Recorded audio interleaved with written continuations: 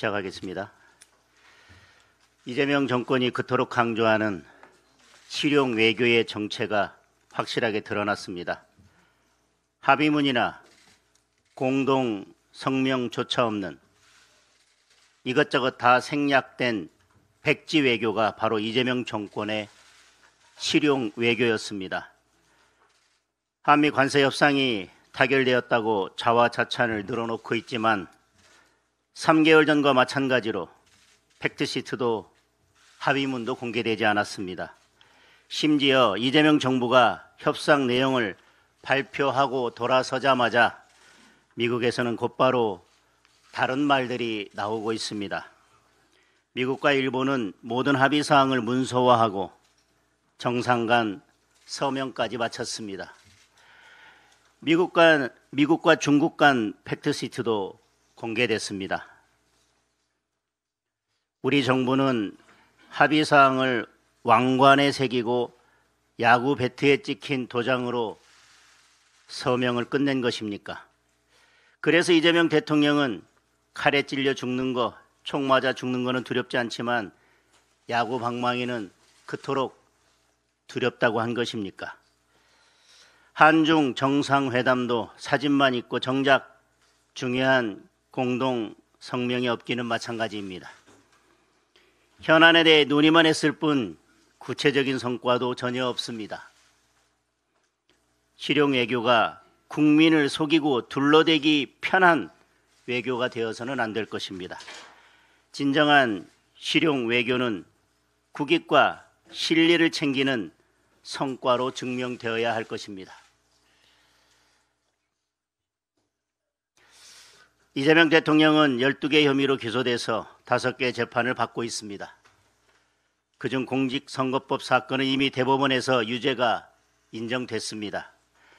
항소심에서 내일이라도 재판을 다시 시작한다면 올해가 가기 전에 이재명은 대통령이 아니라 그냥 이재명이 될 것입니다. 지난주 금요일에는 역사적인 판결이 선고되었습니다.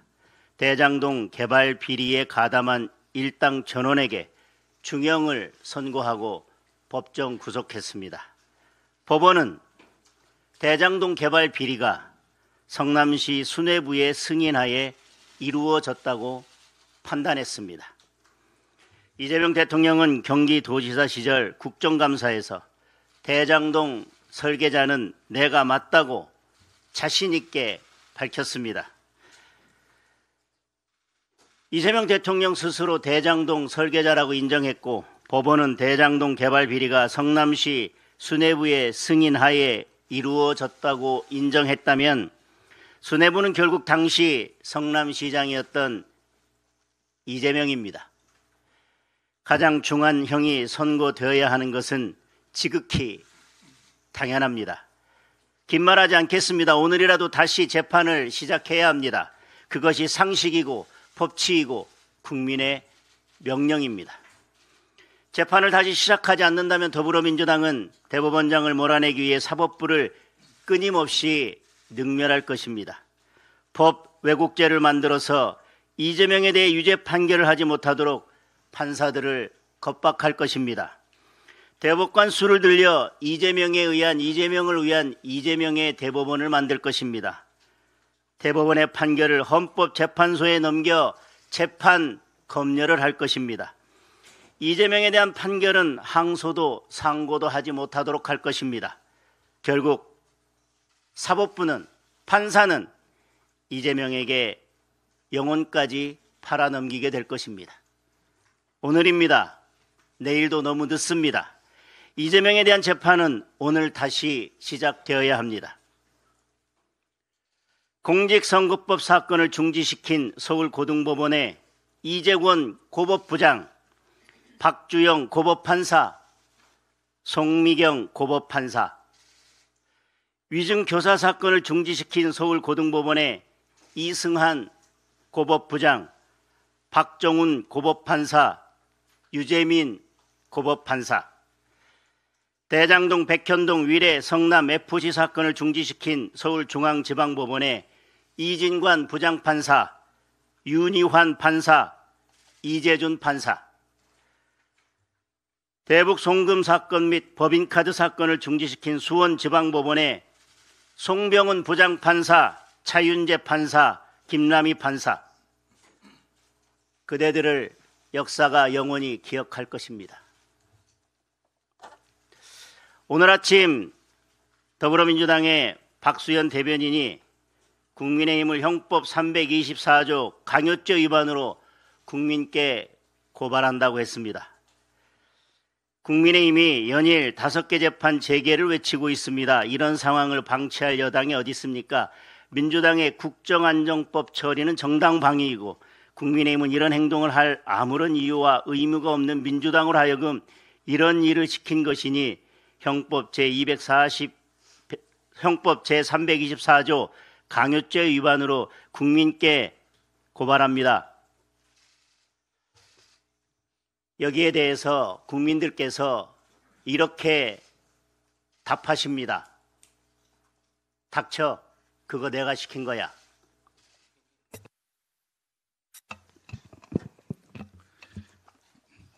네, 더불어민주당이 기어이 이재명 대통령 재판 중지법을 이달 안에 처리하겠다고 선언했습니다. 우리는 이 법을 이재명 유죄 자백법 또는 헌법 파괴법이라고 부르겠습니다. 이재명 유죄 자백법은 더불어민주당의 심각한 자기 부정입니다. 헌법 제84조 해석만으로도 현직 대통령 재판은 중단된다고 주장해온 것이 더불어민주당입니다. 이제 와서 새로운 법을 만들겠다라고 하는 것은 그동안의 자기들 주장이 잘못이었음을 인정하는 자기들 주장의 정면으로 배치되는 것입니다.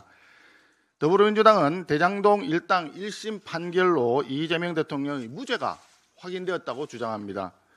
무죄가 확실하게 확인되었다면 조속히 재판을 재개해서 무죄를 확정지어 달라라고 요구하는 것이 순서 아니겠습니까?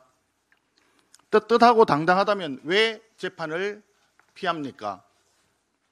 결국 더불어민주당이 재판중지법을 처리하겠다라고 선언한 것은 이재명 대통령이 유죄임을 누구보다 잘 알고 유죄임을 스스로 자백한 것이라고 볼 수밖에 없습니다. 대장동 일당의 1심 유죄 판결문은 대장동 비리 몸통이 이재명 시장의 성남시 수뇌부라고 분명히 명시하고 있습니다. 더불어민주당도 이 사실을 알기 때문에 무리한 반헌법적인 입법을 추진해서라도 어떻게든 재판을 멈춰버리겠다는 것입니다. 야당 대선 후보는 기차역 청소 노동자들에게 명함 5장 돌렸다고 피의자로 만들어서 망신주기식 수사를 하고 있습니다. 대통령은 12개 혐의의 5개 재판을 모조리 중단시켰습니다. 승자 무죄, 패자 유죄, 내로남불 정권을 강력히 규탄합니다. 관세 협상 말씀드리겠습니다. 한미, 한일, 한중 정상회담을 포함한 APEC이 모두 끝났습니다. 화려했던 국제 외교 무대에 막이 내렸고 이제는 진실의 시간이 다가왔습니다. 국익이 걸려있던 관세 협상의 내용을 국민 앞에 명명백백하게 소상히 공개하기를 강력히 촉구합니다. 먼저 반도체 문제입니다. 정부는 경쟁국에 비해서 불리하지 않은 수준으로 협상을 했다라고 주장을 했었습니다. 그런데 그 다음 날 미국은 반도체는 이번 합의의 일부가 아니다라고 부정했습니다. 아직 합의문이 공개되지 않았는데 양측 주장이 180도로 다르니까 국민들은 매우 불안해하고 있습니다. 더구나 이재명 정부는 지난 7월 31일 반도체에 대해서 최혜국 대우를 합의했다고 발표했습니다. 그런데 불과 석 달 만에 경쟁국인 대만에 대비해서 불리하지 않은 수준으로 합의가 된 것처럼 표현을 애매모호하게 바꾸어버렸습니다. EU와 일본은 미국으로부터 반도체 관세율 15% 상한선을 약속을 받았습니다. 대만이 만약에 15%보다 다소 초과하는 관세율이 결정이 된다면 대한민국은 어떻게 되는 것입니까?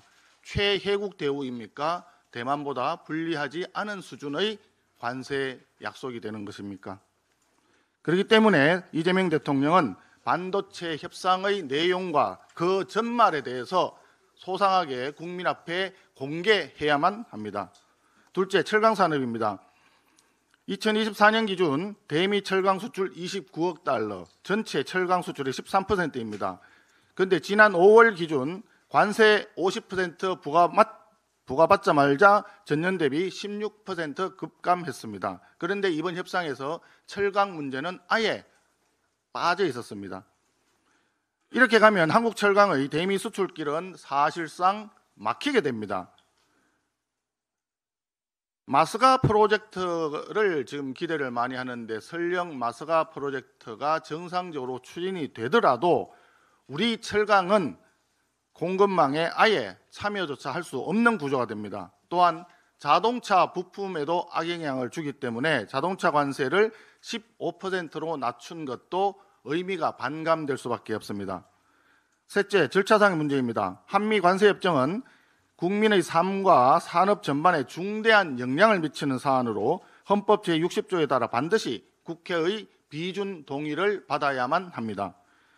그럼에도 이를 법률 제정으로 처리하려 한다면 국회의 비준 동의권을 무시하고 국민의 알 권리를 무시한 명백한 위헌적인 행위가 될 것입니다. 상세한 내용은 국민에게 공개도 하지 않으면서 사실상 포괄적으로 행정부가 이와 관련되는 사항을 임의로 수행할 수 있도록 특별법을 제정한다는 것은 일종의 수권법이 될 우려가 있다는 점을 분명히 지적하는 바입니다. 이번 협정으로 최대 3,500억 달러의 국민 혈세가 대미 투자로 반출될 우려가 있는 만큼 국회의 동의 없이 밀실에서 이를 추진한다면 헌법과 국민을 부정하는 독단적 폭거로 간주하겠습니다. 다시 한번 이재명 대통령께 촉구합니다. 여당의 명비어천가에 기대어 국민을 속이려 하지 말고 한미 관세 협상의 결과를 국민 앞에 명명백백하게 소상히 공개하기를 다시 한번 강력히 촉구합니다. 그리고 반드시 국회 비준 절차를 거쳐서 국민의 동의와 검증을 받으시기 바랍니다. 내일 대통령께서 예산안 시정연설차 국회에 옵니다.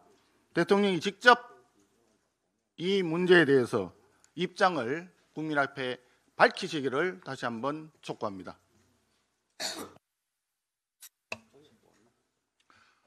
네, 최고위원 김민수입니다. 권영세 의원은 비대위원장 시절 유튜버에게 관례적으로 설날 선물을 보낸 혐의로 공직선거법 위반 수사를 받고 있습니다. 민주당 대표였던 시절 이재명이 보냈던 설날 선물은 이미 내사 종결 상태입니다. 여당 무죄, 야당 유죄입니까? 지난 10월 31일 우리 당 대통령 후보였던 김문수 후보는 공직선거법 위반으로 검찰에 송치됐습니다. GTS 역에서 명함을 나눠줬다는 혐의입니다. 하지만 정작 정가 사범이자 12개 혐의로 5개 재판을 받고 있는 피의자 이재명에 대한 재판은 중지된 상태입니다. 이젠 대놓고 이재명 재판 중지 특례법을 만들겠다 합니다. 사심제, 대법관 증언, 배임죄 폐지, 이재명 재판 중지 특례법, 이재명과 민주당은 사법개혁이라는 이름으로 철저하게 사법을, 법치를 파괴하고 있습니다. 이제는 법원 행정처까지 폐지하고 국회위원회를 설치해 법원 인사까지 주무르겠다 합니다. 명백한 상권분립의 파괴, 사법부의 파멸입니다. 대한민국 사법부를 무력화하고 상권분립 체제를 전복, 파멸하는 이 모든 행태야말로 국헌문란 아닙니까? 입법에 의한 폭동, 입법에 의한 국헌문란, 내란 아닙니까? 또한 지난 31일 대장동 사건 주요 피고인 모두에게 중형이 선고된 바 있습니다. 대장동은 단순한 개발 비리를 넘어 공공권력과 사적 이익 추구 세력의 결탁이 문제가 되었습니다.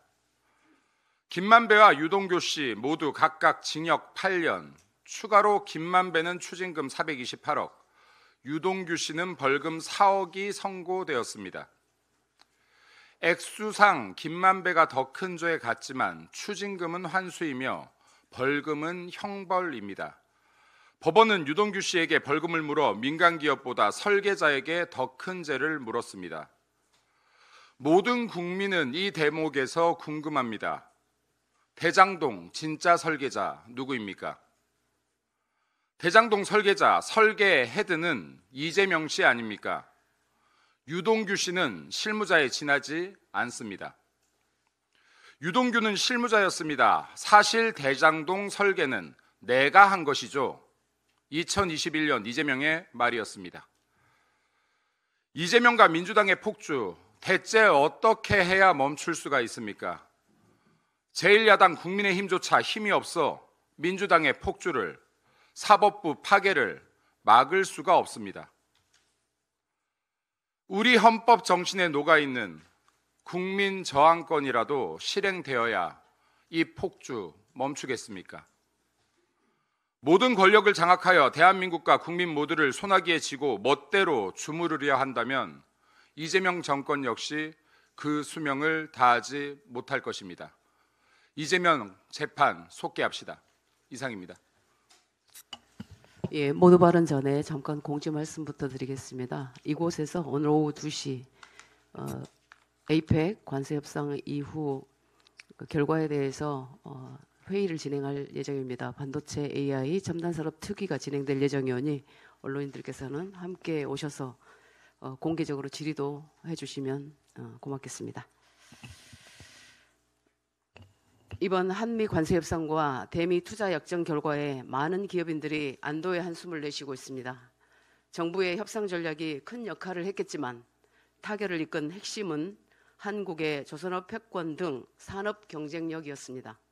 특히 지난 5개월간 트럼프 리스크로 인해 둔화된 한국의 수출을 마이너스로 추락하지 않게 막아내고 정부가 대미 협상에서 마음껏 호기를 누릴 수 있도록 든든한 뒷배가 되어준 것도 바로 반도체 산업이었습니다.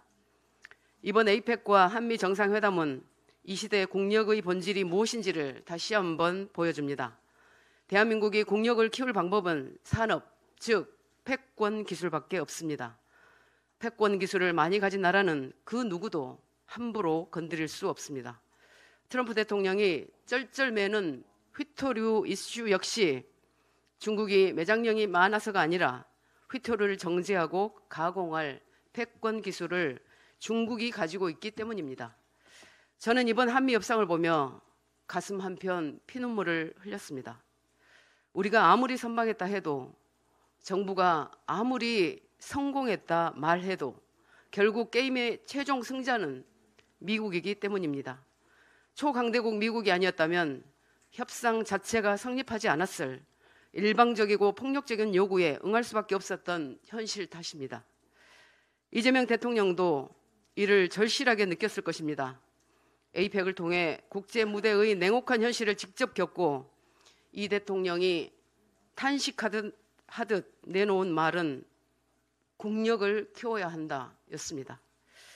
그렇다면 정부와 여당은 이제라도 국정 운영 방향을 완전히 바꿔야 합니다. 기업을 적대시하고 이념으로 산업을 재단하는 인식을 버리고 내란몰이 정쟁과 비민주적 국회 폭주를 멈추고 첨단 산업과 패권 기술의 육성과 확보를 위한 여야 협치와 국민 설득에 나서야 할 때입니다. 90년대 용산 전자상가에서 그래픽 카드 영업을 하던 엔비디아 젠슨 황은 이번 경주 APEC의 사실상 주인공이었습니다.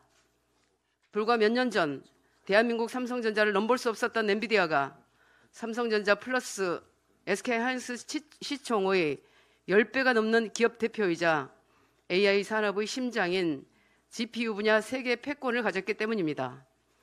그가 이번에 GPU 26만 장을 한국에 팔겠다는 것도 정부가 잘해서거나 이재명 대통령이 좋아서가 아닙니다. 그것은 삼성전자와 현대자동차로 상징되는 한국 첨단 제조업의 기대에 대한 투자입니다. 냉정하고 철저한 비즈니스 전략입니다. 이제 한국 정치가 해야 할 일은 분명합니다.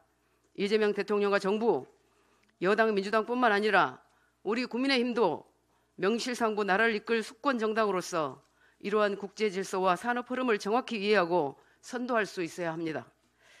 세계를 선도하는 부민 강국, 과학기술 패권 국가를 국가 비전으로 반드시 세워야 합니다. 강대국의 머리 조아리는 나라는 우리 세대에서 끝내야 합니다. 이상입니다. 오늘 일간신문에 조요토미부터 양자역학까지 역대 최악의 저질 국감이라는 기사 제목이 있습니다. 사설에는 동물국회보다 못하다 그런 이야기까지 있었습니다. 그런데 그 국정감사 과정에 소득도 있습니다. 그 중간에 대장동 5인방은 교도소를 갔지만 이 부동산 투기 5인방이 들통이 나기도 했습니다. 김용범 정책실장, 구윤철 경제부총리, 이혁원 금감위원장, 이상경 국토부 1차관, 이찬진 금감원장 이분들입니다. 여러분들 그 인터넷 공간에 부동산 5인방이라고 치면 이 사람들의 그 비행 비리 국민들을 경악시킨 기행들이 많이 나와 있습니다.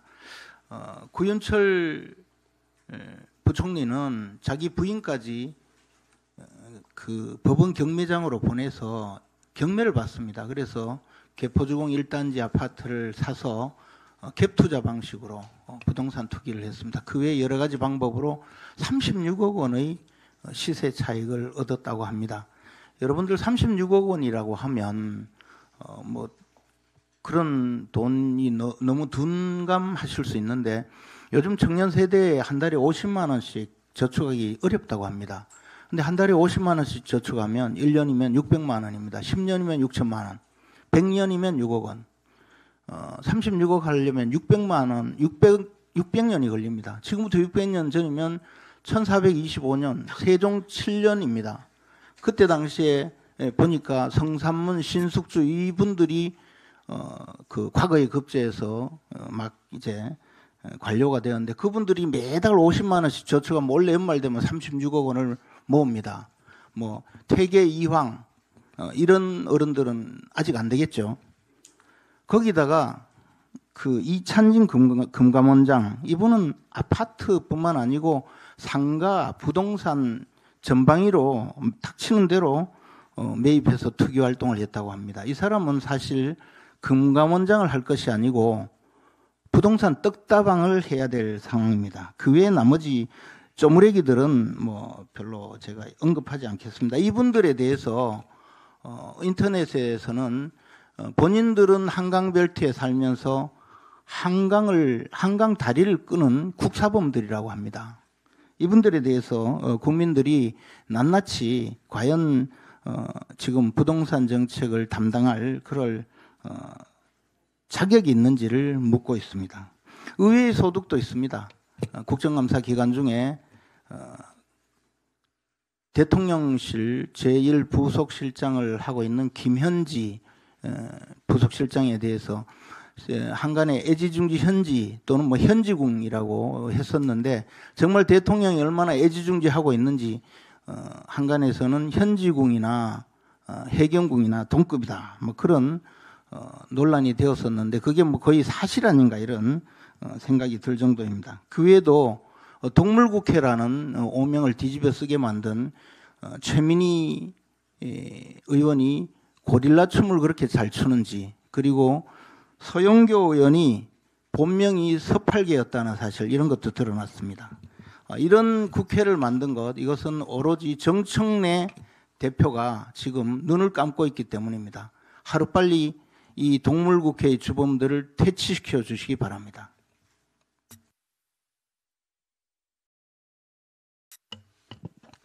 청년 최고위원 우재준입니다. 2025 에이펙 정상회의가 마무리되었습니다. 이번 계기를 통해 대한민국의 그리고 경주의 세계적 위상이 다시 한번 높아졌다고 생각합니다. 수고해 주신 관계자 여러분께 감사의 말씀을 드립니다. 우원식 국회의장은 페이스북을 통해 에이펙 만찬 자리에서 정의선 현대차 그룹 회장이 이번에 국가로부터 큰 도움을 받았고 꼭 신세를 갚겠다라는 말을 들었다며 자화자찬을 늘어놓고 있습니다. 하지만 오히려 어려운 순간에 정부보다 기업인들의 역할이 더욱 컸습니다. 이재명 정부는 법인세 인상, 대기업 규제 확대, 노동 규제 강화를 잇따라 추진하며 기업의 투자 의지를 꺾고 우리 경제의 활력을 저해시켜 왔으나 어려운 순간 나라를 지킨 것은 기업들이었습니다. 이 자리를 빌어 현대차 그룹 정의선 회장님께 감사 인사를 드립니다. 지난주 금요일 대장동 개발 비리와 관련한 1심 판결이 선고되었습니다. 이번 판결은 대장동 개발이 권력형 개발 비리 사건임을 분명히 했습니다. 재판부는 성남시가 대장동 개발로부터 얻을 수 있었던 이익을 특정 민간업체에게 부당하게 몰아주고 그에 따른 거액의 대가를 약속받은 배임 행위임을 분명히 하였습니다. 이로써 대장동 개발이 단군 이래 최대 치적이라는 소리는 터무니없는 소리임을 분명히 하였습니다. 판결문 곳곳에는 진짜 범인에 대한 힌트도 암시해두고 있습니다. 대장동 일당은 이재명 성남시장 재선에 함께 조력하였고 이는 이재명 당시 성남시장 또한 알고 있었다는 점, 유동규는 중간 관리자 역할을 했을 뿐 주요 결정은 성남시 수뇌부가 해왔다는 점, 김만배가 이 사건 개발로 인해 주기로 한 428억 원은 유동규 등에게 지급되기로 약속되었다는 점 등을 명시해 두었습니다. 누가 봐도 이 사건의 진범은 이재명임을 사실상 명시하고 있습니다. 더불어민주당은 누구보다 이 사건의 의미를 잘 알고 있는 것으로 보입니다.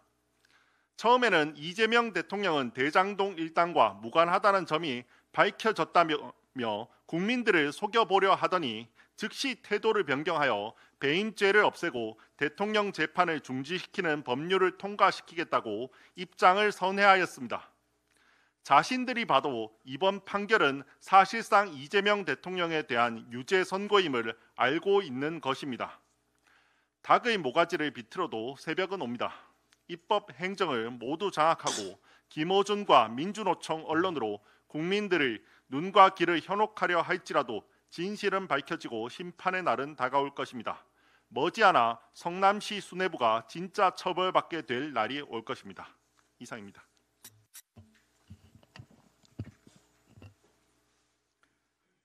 수개월간 한미 관세 협상이 진행되고 있습니다만 여전히 깜깜이 이 결과만 저희들이 예측만 할 뿐입니다. 과거 우리 국민의 생명과 안전을 지키기 위해서 적의 미사일 공격으로부터 방어하기 위한 사드를 배치할 때 민주당은 국회의 동의를 반드시 받아야 한다고 강력하게 주장한 바가 있습니다. 한미 관세 협상 정부의 발표대로 하더라도 엄청난 국부의 유출이 예상되는 사안입니다. 그럼에도 불구하고 국회 비준 동의를 피하려고 하는 꼼수가 엿보여서 상당히 걱정입니다. 이재명 정권은 반드시 국민께 공개하고 국민의 동의를 받아야 할 사안이 아닌가 싶습니다. 대장동 1심 판결이 나왔습니다. 법원은 판결문에서 지역 주민이나 공공에 돌아갔어야 할 막대한 택지 개발 이익이 민간업자에게 배분됐다며 배임죄 성립을 인정했습니다. 공공이익을 외면하고 사익을 챙긴 대장동 비리의 실체가 확인된 것입니다. 현재 이재명 대통령은 대장동 비리, 백현동 비리, 공직선거법 위반, 위정교사, 대북 불법 송금, 법인카드 사적 유용 등 12개 혐의로 5개 재판을 받고 있습니다. 이재명 정권과 민주당은 피고인 이재명에 대한 법적 책임이 불가피하다는 사실을 알고 있습니다. 그러기에 피고인 이재명 한 사람 구하려고 대법원장 사퇴, 검찰 해체, 배임죄 폐지 등 헌정 질서를 문란케 하고 있습니다. 이재명 정권과 민주당의 헌정 질서 파괴 행위를 막기 위해서라도 피고인 이재명에 대한 재판은 즉각 속개되어야 합니다. 황당한 것은 민주당이 배임죄 폐지를 기업의 어려움을 덜어주기 위한 경제 활성화법이라고 포장하고 있다는 점입니다. 아시다시피 배임죄 폐지는 기업을 위한 것이 아니라 기업 오너와 경영진을 위한 면책법입니다. 국민을 속이고 있는 것입니다.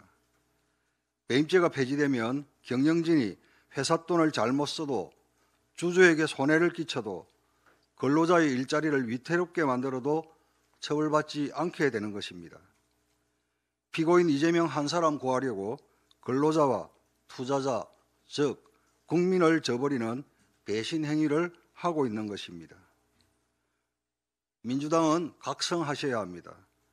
진정으로 경제를 살릴 마음이 있다면 배임죄 폐지 주장은 즉각 철회하시기 바랍니다. 대신 노란봉투법을 폐지하고 중대재해처벌법부터 합리적으로 고치십시오. 그것이 어려운 기업을 살리는 진짜 경제 활성화입니다. 한 말씀만 더 드리겠습니다. 이재명 정권과 더불어민주당이 한미 관세 협상에 대해서 국회 비준이 아니라 특별법을 제정하겠다는 의도는 분명합니다. 거짓말이 들통날까 봐 협상 내용을 꽁꽁 숨기겠다는 것, 그리고 밝힐 수 없는 이면 합의 내용을 슬그머니 집어넣어서 끼워 팔게 하겠다는 것, 그것이 의도입니다. 분명하게 말씀드립니다. 특별법 제정이 아니라 합의문 공개가 먼저입니다.